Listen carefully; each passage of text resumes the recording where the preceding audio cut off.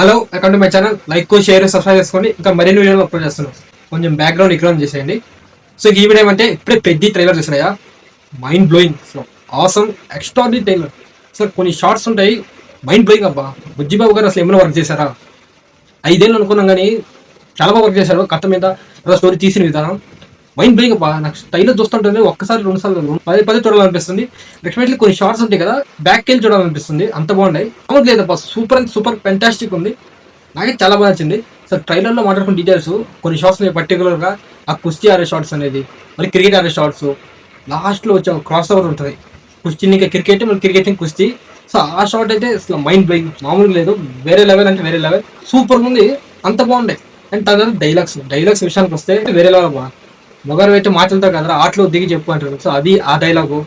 తర్వాత లాస్ట్ లో వచ్చే చంద్రిక లీక్ చేసిన డైలాగ్ ఉంది కదా, సో ఆ డైలాగ్ తర్వాత వచ్చే ఒక ఎమోషనల్ మ్యూజిక్, తర్వాత ఎమోషనల్ ఎక్స్ప్రెషన్ రామ్ చరణ్ గారి. సో అదైతే అసలు రియల్ గా లాస్ట్ 10 seconds నిజంగా మన ట్రైలర్ లో చూస్తుంటే ఎమోషన్ ఫీల్ అయ్యింది. ఇంకా థియేటర్ లో వేరే లాగా ఉంటుంది. నిజంగా చెప్తాను, సినిమా అయితే వేరే లాగా ఉన్నట్టుంది.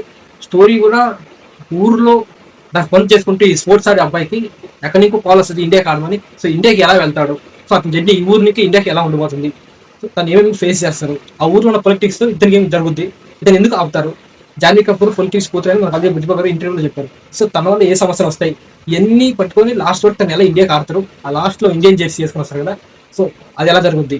మనం ఇదే స్టోరీ ఉండబోతుంది అనుకున్నాను. As per my analyse, trailer అయితే ఆసమ్, చాలా బాగుంది, ఫ్యాంటాస్టిక్. నాకైతే బాగా నచ్చింది. Short by shot 3 minutes 7 seconds లో కొన్ని షార్ట్స్ అయితే పర్టికులర్ చాలా బాగున్నాయి. నాకైతే బాగా నచ్చింది. అండ్ శివరాజ్ కుమార్ గారి క్యారెక్టర్ కూడా చాలా బాగుంటుంది. అండ్ మున్నబాయి క్యారెక్టర్ కూడా చాలా ఇంట్రెస్టింగ్ ఉంది. సో విలన్ రోల్, అతనికి లుక్స్ కూడా చాలా బాగుంది, చాలా బాగా అనిపించాయి ట్రైలర్లో.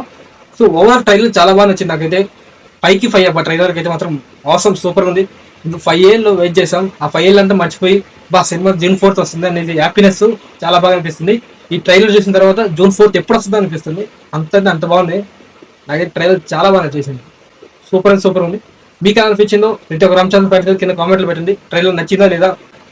ఇదే వీడియో ఇలాంటి మరిన్ని వీడియో కోసం లైక్, షేర్, సబ్స్క్రైబ్ చేసుకోండి.